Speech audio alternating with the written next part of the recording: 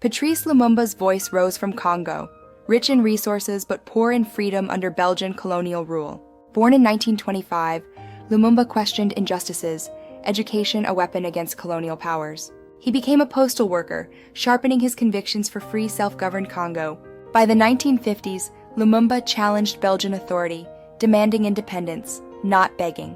His words united Congo, hero to Africans but dangerous to colonial powers. Silenced by force, Lumumba's legacy endures as resistance symbol, voice echoing for freedom.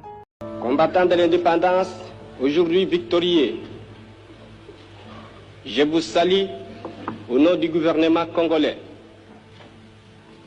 À vous tous, mes amis, qui avez lutté sans relâche à nos côtés, je vous demande de faire de ce 30 juillet 1960 une date illustre que vous garderez ineffaçablement gravée dans vos cœurs, une date dont vous enseignerez avec fierté la signification à vos enfants, pour que ceux-ci, à leur tour, fassent connaître à leurs fils et à leurs petits-fils l'histoire glorieuse de notre lutte pour la liberté.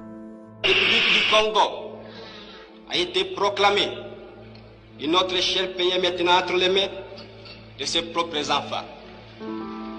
Ensemble, mes frères, mes sœurs, nous allons commencer une nouvelle lutte, une lutte sublime qui va mener notre pays à la paix, à la prospérité et à la grandeur.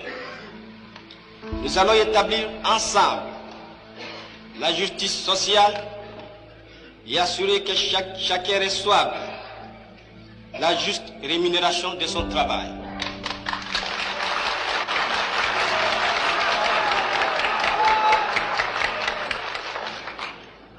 Nous avons connu les ironies, les insultes, les coups que nous devions subir matin, midi et soir, parce que nous étions des nègres.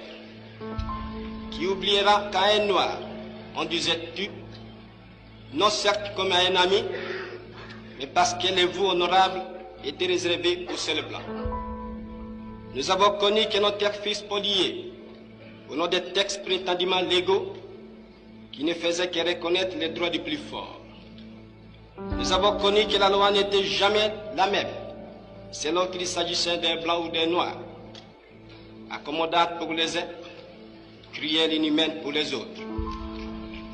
Nous avons connu les souffrances atroces des relégués pour opinion politique ou croyances religieuses. Exilés dans leur propre patrie, leur sort était vraiment pire que la mort elle-même. Nous avons connu qu'il y avait dans les villes des maisons magnifiques pour les blancs et des paillotes croulantes pour les noirs. Que les noirs n'étaient admis dans les cinémas, ni dans les restaurants, ni dans les magasins européens. Que les noirs voyageaient à même la coque de péniche, au pied du blanc dans sa cabine de luxe. Qui oubliera enfin les fusillades où périrent tant de nos frères.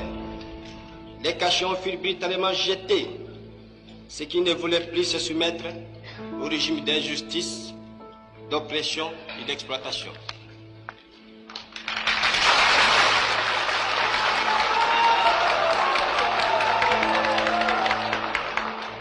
Cette indépendance du Congo, si elle est proclamée aujourd'hui dans l'entente avec la Belgique, pays ami avec qui nous traitons d'égal à égal, ni les Congolais d'une de ces noms ne pourra jamais oublier cependant que c'est par la lutte qu'elle a été conquise.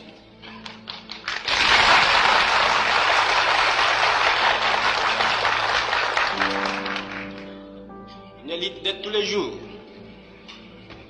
une lutte ardente et idéaliste, une lutte dans laquelle nous n'avons mélangé ni nos forces, ni nos privations, ni nos souffrances, ni notre sang.